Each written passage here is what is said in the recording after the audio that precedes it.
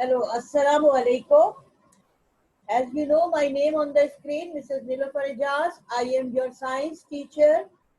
I hope you all are fine and safe at home. Now, today I am going to start lecture number 9, that is from chapter Atom and Molecule. Actually, this chapter we have done in lecture number 7 and in lecture number 8. This is a kind of reinforcement lecture, something which were very important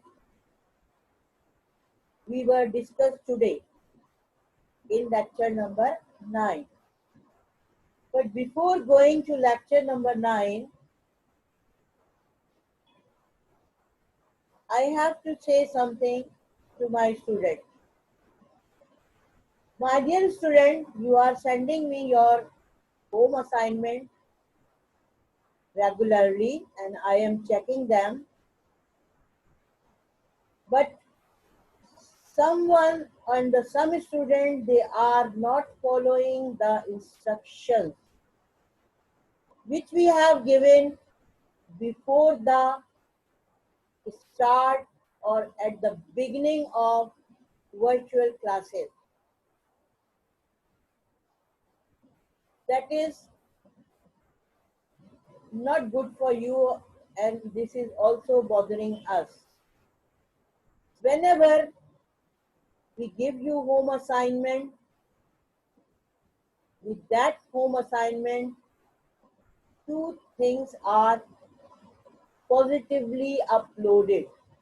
That is the copy number and the submission date. Copy number 1 and 2. When one copy is with us, the second must be with you. You are without checking your uploading of assignment. You start writing to me in which copy, where we have to do, when we have to submit, when we have quiz. Kindly, whenever the assignment are loaded, uploaded, you must check the date and the copy. If by mistake I have written something wrong, then naturally the correct information will be I will provide you as soon as possible. And some students, they are still submitting me the homework or the assignment number 1, 2, and 3. Remember, I will check it, but there will be a deduction of 50% marks. So be prompt to submit your home assignment. And the one thing more, do not write letters in the copy that teacher, that happened to me, this was happened to me and I have not done my homework. Do not use your copy. If you want to inform me, then write it in a separate paper and send me through the person who is coming to school to submit your copy. Is it clear to all of you? Now, what we have studied in lecture number 7 and 8, this is the reinforcement or the review of that chapter. First question, what is atom? As I told you, Greek philosopher believed that all matter was made up of four substances, namely earth, water, air, and fire. Ancient Chinese philosopher believed that matter was made up of four things, that is gold, wood, water, fire, and earth. This was the old belief. But about 430 BC, a Greek philosopher, Democritus, suggested that matter was made up of individual particles called atoms. Right? First time it was suggested by a Greek philosopher named Democritus that the matter is composed of or made up of small particles, and he named them atom. The word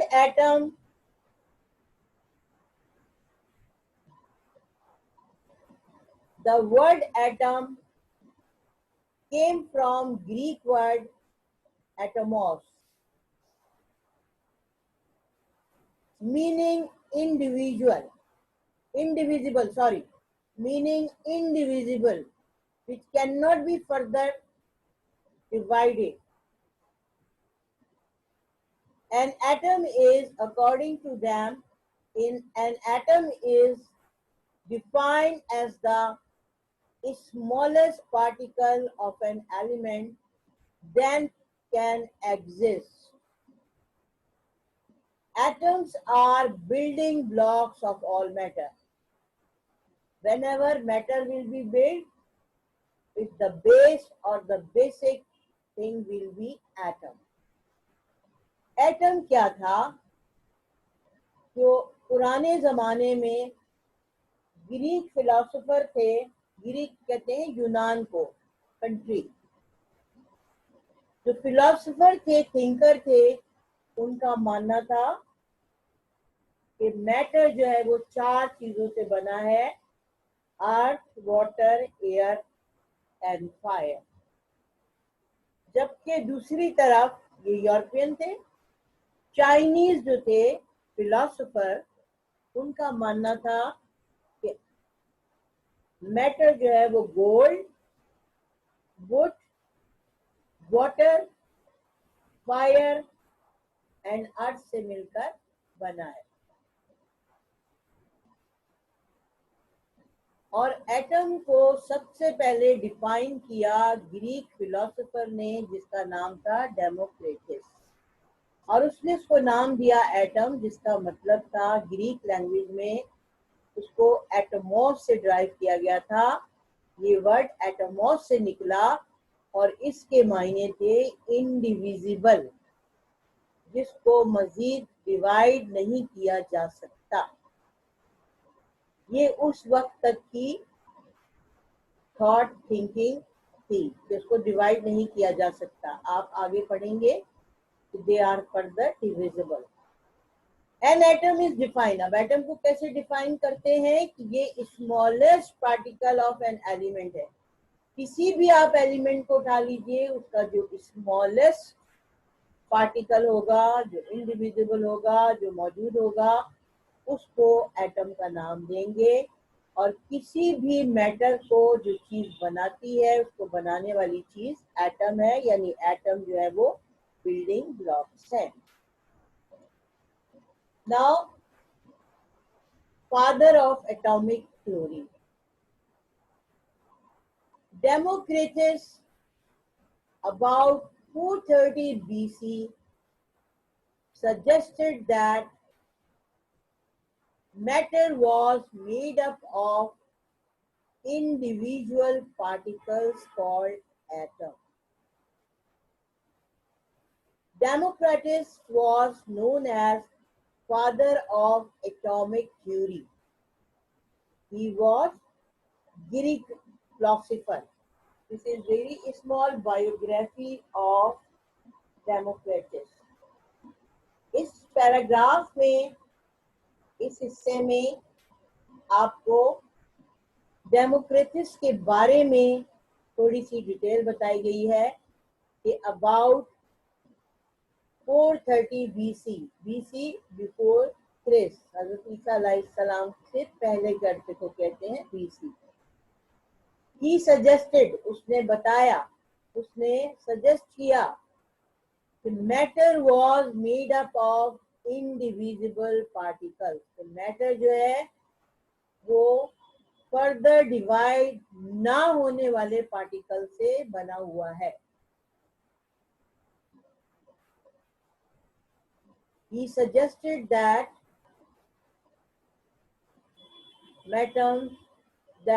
matter was made up of indivisible particles called atom. Atom एक Greek word Atmos से निकाला गया, उससे drive किया गया, extract किया गया, जिसके मतलब थे इनडिविजिबल। इसी सजेशन की वजह से डेमोक्रेटिस को फादर ऑफ एटॉमिक थ्योरी का नाम दिया गया। That is why he was named as father of atomic theory, क्योंकि आगे जाके जितनी भी एटम के बारे में मालूमात है वो इसी में फर्दर रिसर्च और ऑब्जर्वेशंस और कंक्लूजन और रिजल्ट सब के सब एटॉमिक थ्योरी पर बेस करते हैं। ये सारी एटॉमिक थ्योरी बेस करती है इसी डिस्कवरी और इसी सजेशन के ऊपर। He was a Greek philosopher, as I told you, इसका ताल्लुक यूनान या ग्रीक से था। Now, you can see the picture. Since the early 18,000s, scientists have been coming up with different models for the atom based on experiment evidences. Right? 1800 का जो जमाना था, 1800 तक जो थी, उसमें साइंटिस्ट ने डिफरेंट टाइप्स के एक्सपेरिमेंट किए और एविडेंस इकट्ठा की। इन साइंटिस्ट में मुख्तलिफ किस्म के मॉडल दिए। इनमें एक मॉडल कहलाता था डाल्टन्स मॉडल, जो उसने 1807 में दिया। दूसरा थॉमसन्स मॉडल कहलाता था, जो उसने 1903 में दिया। फिर उसके बाद जो लेटेस्ट मॉडल, जिसके हम आगे जाके 9th में भी स्टडी करेंगे, रदरफोर्ड ने मॉडल का एटॉमिक दिया 1911 में। A scientist conducted an experiment in which high energy positively charged particles called alpha particles were used to shoot at a very thin piece of gold foil. Rutherford ने एक gold की foil ली, plate ली, और उसमें से alpha particle जो कि बहुत ज्यादा पॉजिटिवली चार्ज होते थे उनको गुजारा।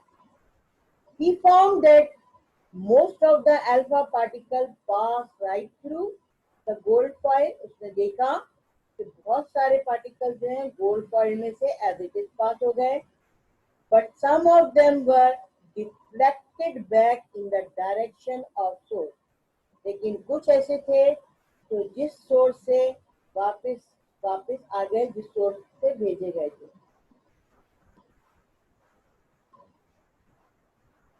Bearing in mind that like charges repel each other, आपको ये जहन में मालूम होना चाहिए कि जो भी एक जैसे चार्ज होते हैं, पॉजिटिव पॉजिटिव, वो हमेशा, या नेगेटिव नेगेटिव, वो हमेशा एक दूसरे को रिपेल करते हैं, धक्का देते हैं, पुश करते हैं।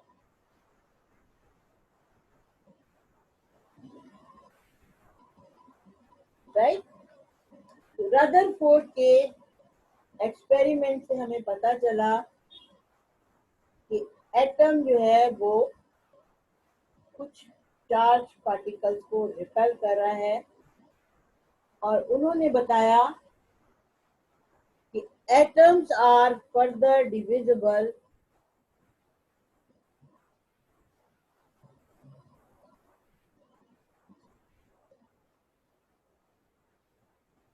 into three portions or the three parts: proton, neutrons, and electrons.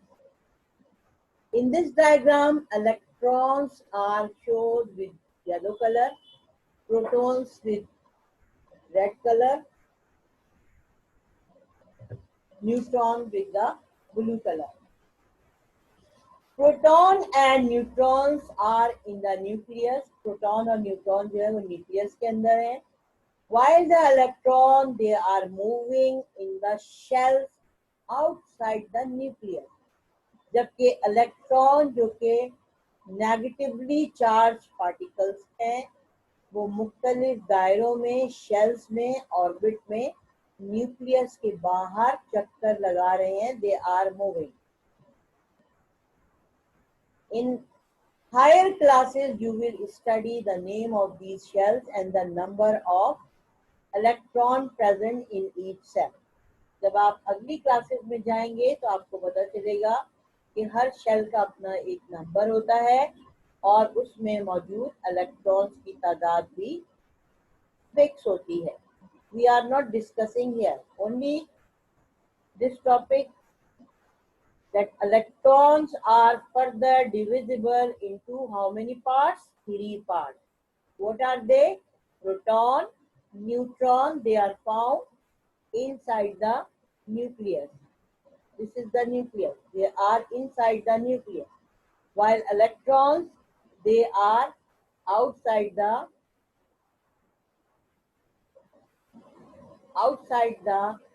nucleus and revolve in circle. These circles 1 and the circle 2. The number of electrons are different in each circle and they are named as K, L, M, N, and in higher class you will study it.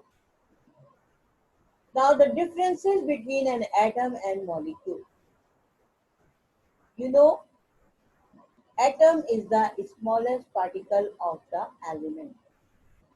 And the element may be a molecule or a compound, matter found in the form of compound or in the form of element.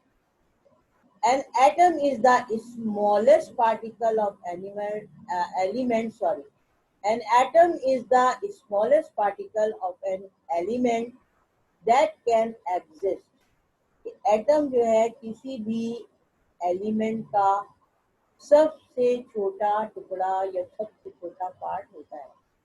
But a molecule is made up of same kind or of different kind chemically combined together.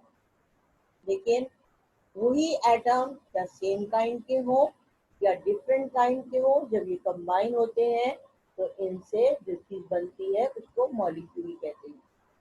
अच्छा, molecule जो है अगर वो same kind के होते हैं, जैसे oxygen से कंबाइन हुई तो एलिमेंट बनेगा जिसको हम कहते हैं O2.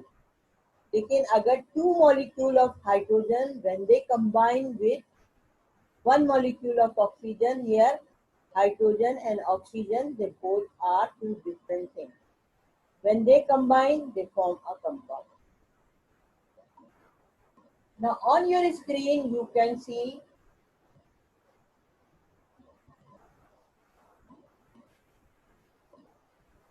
symbol of some elements. We discussed in the previous lecture very well, but again I am telling you, these symbols should be by heart, that should be know very well. आपको इसको बिल्कुल finger tip पे याद करना है, जैसे आपने बचपन में टू का टेबल याद किया था ना, अभी तक आपको याद है. आप कभी भी नहीं भूल सकते टू का टेबल. ABCD याद की थी, कभी नहीं भूल सकते ABCD. इसी तरह से ये केमिस्ट्री की ABCD है, ये बेस करती है, आपको इसे याद करना है. जितनी ज्यादा आप सिंबल याद कर लेंगे उतनी ही आगे आपको कंपाउंड और एलिमेंट्स और केमिकल रिएक्शंस को समझने में आसानी होगी। हाइड्रोजन का सिंबल H है, ऑक्सीजन का O है, कार्बन का C है, नाइट्रोजन के लिए N है, क्लोरीन के लिए Cl है, सोडियम के लिए Na, सल्फर के लिए S, पोटेशियम के लिए K और फास्फोरस के लिए P। अब सवाल ये पैदा होता है क्लोरीन के लिए C क्यों नहीं है? देखिए कार्बन के लिए जब C साइंटिस्ट ने सेलेक्ट कर दिया उसके बाद क्लोरीन आया तो उन्होंने उसके लिए सेकंड लेटर भी यूज किया। इसी तरह से कि पोटेशियम फास्फोरस जो है P दे चुके थे तो पोटेशियम जो है वो ग्रीक वर्ड का जो पहला लेटर है उसको उन्होंने चूज किया। A molecule on your screen you can see molecule of same kind of atom. A molecule is made up of two or more same kind of atom. Example oxygen molecule.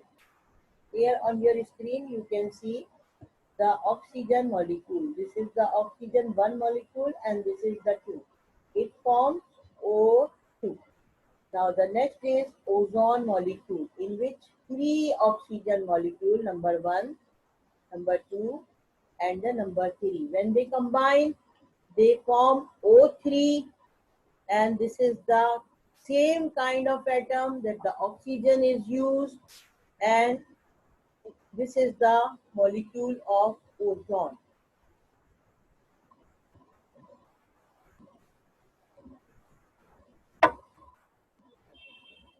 What is ozone? Ozone जो है वो एक layer है जो हमारी atmosphere के बाहर हमारी अर्थ को कवर करके रखती है और अल्ट्रा वायलेट रेज जो सूरज से आती हैं उनसे हमारी अर्थ को हमें प्रोटेक्ट करती है। टेक्स्ट आपके स्क्रीन पर नजर आ रहा है नोबल गैसेस। साइड में आप आइए, यहाँ देखिए। Now look here. Noble gases have a full outer electron shell which makes these elements non-reactive. ये नोबल गैसेस के नेम हैं जो पीरियोडिक टेबल से उतारे गए हैं। Helium, they all are gases. Helium, neon, argon, krypton, xenon and radon. इन gases की क्या खूबी है? They are non reactive. इनका आउटर मोस्ट शेल जो है वो कंप्लीट होता है। The atom of the noble gases such as neon and argon are very stable. ये बड़ी स्टेबल, बड़ी मजबूत गैसेस हैं। They do not combine with atom of other element to form molecule. ये दूसरे एटम के साथ कंबाइन होकर मॉलिक्यूल नहीं बनाती हैं क्योंकि इनका outermost shell already complete होता है।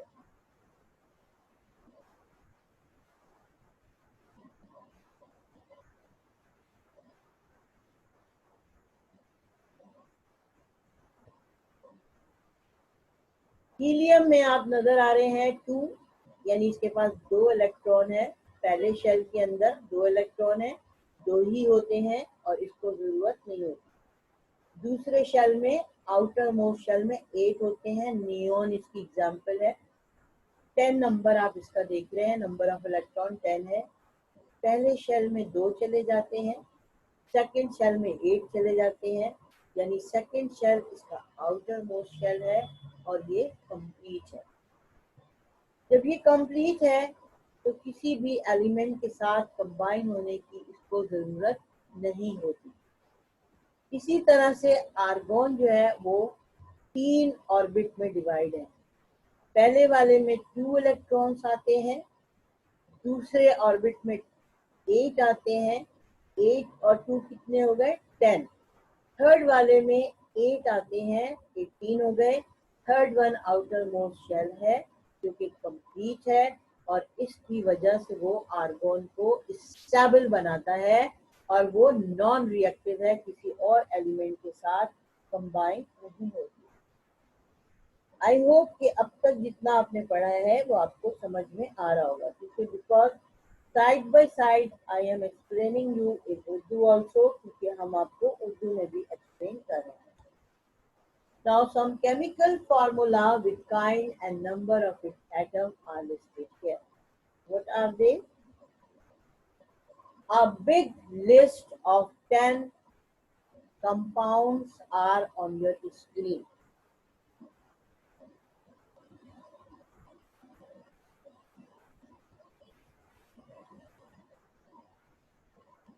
Number one is CO. What is CO? देखिए, CO बनता है इससे कार्बन मोनोऑक्साइड. कार्बन मोनोऑक्साइड क्या है? मोनो मीन सिंगल, एक कार्बन और एक oxygen. Contains one carbon atom and the one oxygen atom. They all chemically combine. The second one is H2O. This is the formula of water. This is the formula of water. इसको पढ़ेंगे कैसे? H2O. It means H for hydrogen, two hydrogen and one oxygen. Here it is that the two hydrogen and one oxygen, they chemically combine together. Next is the big one, C12H22O11. C C12 oh, C12 C12 H22O11. ठीक है, H2O ये जो है ये water का molecule ही है. इसमें हमेशा हाइड्रोजन जो है वो ऑक्सीजन से डबल होती है. जितनी जगह आप देखते आएंगे उसमें जहाँ पे भी H और O आएगा उसमें हाइड्रोजन ऑक्सीजन से डबल होगी. यानी 12 कार्बन एटम्स हैं, 22 हाइड्रोजन एटम है और 11 ऑक्सीजन एटम है. ये मिला के बनता है सक्रोज मॉलिक्यूल. सक्रोज जो है वो ग्लूकोज की ही टाइप का एक सब्सटेंस होता है. नेक्स्ट पर आइए, C6H12O6. कार्बन के 6 कंपाउंड, हाइड्रोजन के 12 कंपाउंड और ऑक्सीजन के 6 कंपाउंड. यहाँ देखिए H और O फिर आ रहा है. ये H और O मीन कि ये फिर हाइड्रोजन जो है वो डबल है. नेक्स्ट है हमारे पास, this is the glucose molecule. This is the glucose molecule. Now next is C2H5OH. ये OH अलग तरीके से ये हाइड्रोक्सिल ग्रुप कहलाता है, जहाँ पे हम कार्बन के टोटल 2, हाइड्रोजन के 5 और +1 6 एंड ऑक्सीजन का 1 एटम यूज हो रहा है. This is the ethyl alcohol molecule.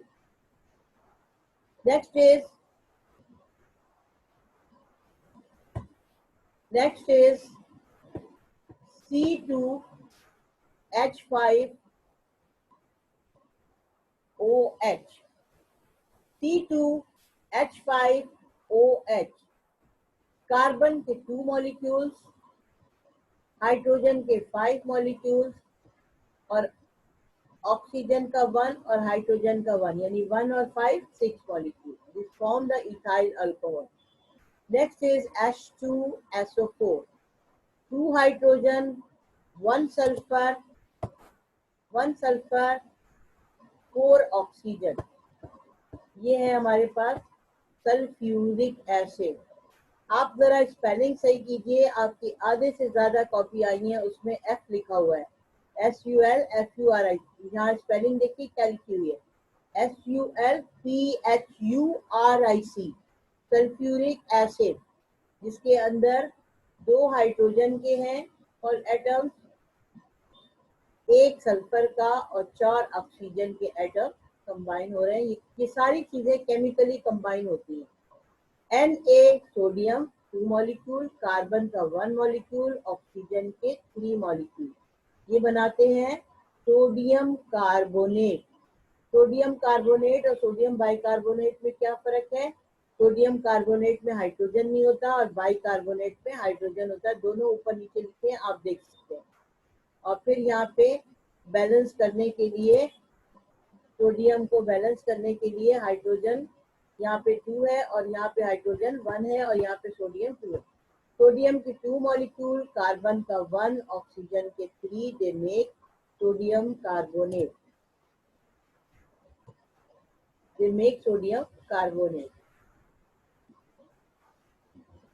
Next is sodium bicarbonate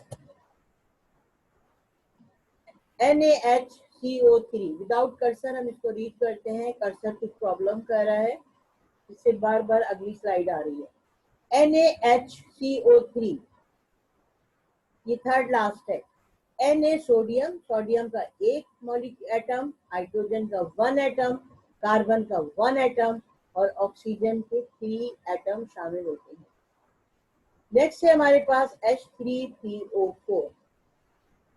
ये हमारे पास बनता है फॉस्फोरिक मॉलिक्यूल, फॉस्फोरिक PHOS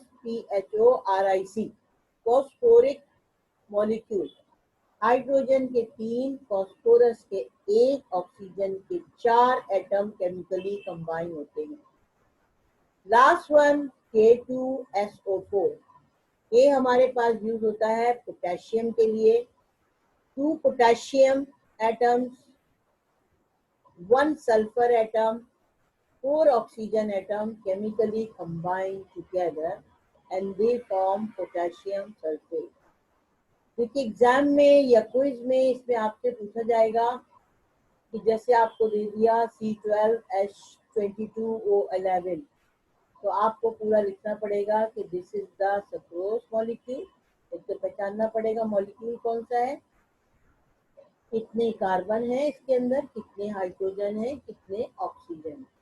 अगर आपको दे दिया गया K2SO4, पहली चीज आपको इसका नाम, इस कंपाउंड का नाम लिखना पड़ेगा पोटेशियम सल्फेट। कितनी पोटेशियम है, 2 एटम पोटेशियम के। कितने एटम सल्फर के हैं, 1 एटम सल्फर का है। कितने एटम ऑक्सीजन के हैं, 4 एटम ऑक्सीजन के। Now it is finish your lecture and thank you for joining today's class.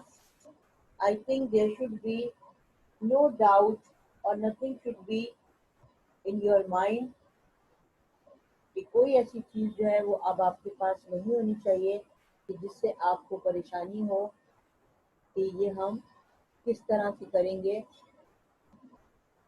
और किस तरीके से हम इसको नहीं करेंगे। ठीक है, क्लियर है आपको? इस हिस्से पे दोबारा आ जाइए, इसको दोबारा फोकस कीजिए। 1 बाय 1 हम पढ़ते हैं, हमारे पास कुछ टाइम है और ये ज़्यादा इम्पोर्टेंट चीज़ है। इसको पहले तो आपने इस चीज़ को याद करना है। First of all symbol of element, ये मेन सिंबल्स हैं जो हमने लिखे हैं, जो ज़्यादातर यूज होते हैं केमिकल फार्मूलाज वगैरह में, राइट। हाइड्रोजन के लिए H है, ऑक्सीजन के लिए O यूज करते हैं, कार्बन के लिए C। आप देख लीजिए पहला लेटर हमेशा कैपिटल होगा, सेकंड लेटर अगर किसी के साथ आएगा तो वो स्मॉल अल्फाबेट होगा। कार्बन के लिए हम C यूज करते हैं, नाइट्रोजन के लिए हम N यूज करते हैं, क्लोरीन के लिए हम Cl यूज करते हैं, सोडियम के लिए हम Na यूज करते हैं, सल्फर के लिए S यूज करते हैं, पोटेशियम के लिए K यूज करते हैं, फास्फोरस के लिए P यूज करते हैं। ये आपसे क्विज में भी पूछ सकती हूँ मैं, लेकिन ये सिंबल जो है आपको बुक में जो लेसन इंक्लूडेड है उसमें कुछ मिलेंगे, बाकी नहीं मिलेंगे। तो अगर क्विज में पूछा या आपसे एग्जाम में पूछा तो ये सिंबल आपको आने चाहिए। नेक्स्ट जो चीज हम डिस्कस करते हैं ये केमिकल फार्मूला, जितना हमारे पास रिमेनिंग टाइम है उसमें हम इन केमिकल फार्मूला को रिवाइज करते हैं। I am not using cursor क्योंकि कर्सर जो मेरे साइड पर है वो कुछ प्रॉब्लम कर रहा है। नंबर 1 पे देखिए CO, कार्बन मोनोऑक्साइड, एक carbon 1 carbon and 1 oxygen. Number 2 H2O water molecule, इससे बना वाटर H2O से, 2 hydrogen and 1 oxygen. Clear. Number 3 पर है सी sucrose molecule, C12 H22 O11। जहाँ पे भी H और O साथ साथ आएंगे ये याद रखिएगा, H की अमाउंट O से डबल होती है। C यानी कार्बन 12 है, हाइड्रोजन 22 है, ऑक्सीजन जो है वो 11। ये सक्रोज मॉलिक्यूल है। सक्रोज क्या है? जिस तरह से ग्लूकोज होता है इसी तरह का एक ये सब्सटेंस है। पौधे जैसे ग्लूकोज फॉर्म करते हैं उसी तरह से ये एक केमिकल है। ये सारे जो केमिकल्स आपको नजर आ रहे हैं, जो कंपाउंड नजर आ रहे हैं, they are chemically compound together. हम आपस में इन चीजों को नहीं मिला सकते, ये केमिकल रिएक्शन से बनाए जाते हैं। नेक्स्ट है C6H12O6, this is the formula of glucose. इसमें भी देखिए H और O साथ साथ आ रहे, तो H की अमाउंट ऑक्सीजन से डबल है।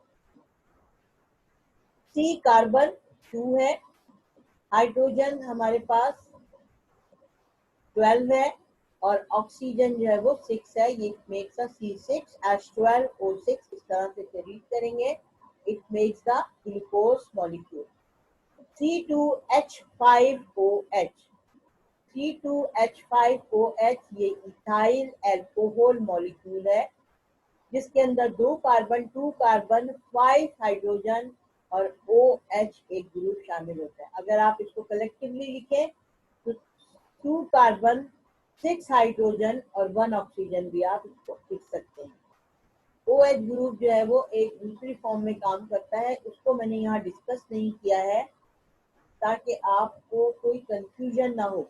जब आप बड़ी क्लासेस में जाएंगे तो आपको पता चल जाएगा कि ये H के साथ OH अलग क्यों लिखा गया है। अभी फिलहाल आप इसी तरह से रखिए कि कार्बन के 2 एटम्स, 5 एटम्स आपके पास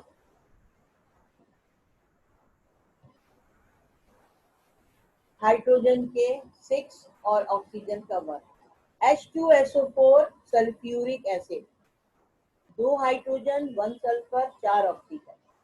Na2CO3 सोडियम कार्बोनेट, सोडियम के 2 एटम्स, कार्बन का 1 एटम, ऑक्सीजन के 3 atom combine chemically and they form sodium carbonate. NaHCO3 sodium by carbonate, sodium का 1 मोल एटम, हाइड्रोजन का 1 एटम, कार्बन का 1 एटम और ऑक्सीजन के 3 एटम केमिकली कंबाइन होते हैं। H3PO4 फॉस्फोरिक कंपाउंड बनाते हैं, फॉस्फोरिक एसिड भी कहते हैं, फॉस्फोरिक मॉलिक्यूल भी कहते हैं। हाइड्रोजन के 3, फॉस्फोरस के 1 और ऑक्सीजन के 4 एटम इसमें यूटिलाइज होते हैं, केमिकली कंबाइन होते हैं। K2SO4 पोटेशियम के 2 एटम, सल्फर का 1 एटम एंड ऑक्सीजन का 4 एटम जो है वो केमिकली कंबाइन होते हैं। रिमेम्बर